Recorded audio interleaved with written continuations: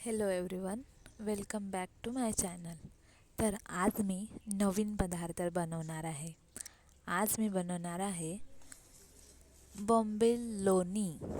हे आहे sweet dish, मस्त अशी लागणारी. तर त्यासाठी सर्वात आधी मी थोडं गरम दुधात, कोमट दुधात इस्ट टाकून 1 चम्मच पिठी साखर टाकून त्याला 15 मिनिट ठेवून दिलं.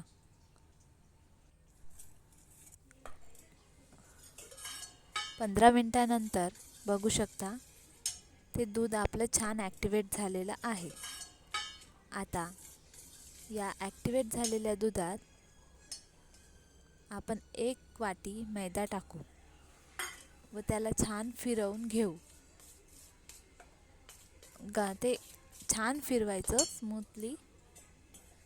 आणखी 1 वाटी मैदा टाकू, म्हणजे असं लागता थोडं टाकायचं आणि याला पण आता छान फिरवून घेऊ. थोडंसं चम्मचच्या साहाय्याने फिरवायचं, पण नंतर ते हातानेच मळायचं. छान मस्त भिजवून घ्यायचं, पण हे थोडं आसटच भिजवायचं स्मूथली. ते भिजवून झालं की ते एका पॅनमध्ये वाट्यात काढायचं. त्यात थोडं बटर टाकून आणखी छान मळायचं.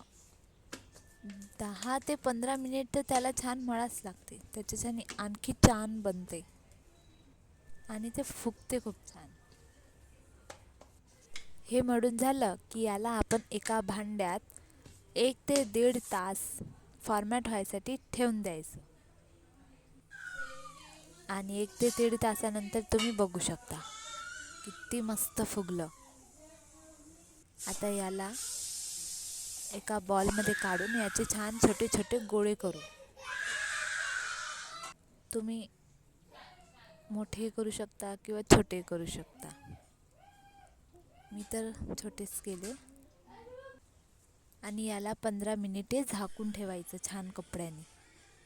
15 मिनिटानंतर मस्त फुगते.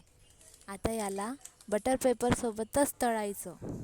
जर तुम्ही हातावर काढून तेलात टाकायला पाहाल तर ते निघत नाही, ते पूर्ण बटर पेपरला चिटकून राहते. म्हणून बटर पेपर सोबतच कढईत टाकायचं.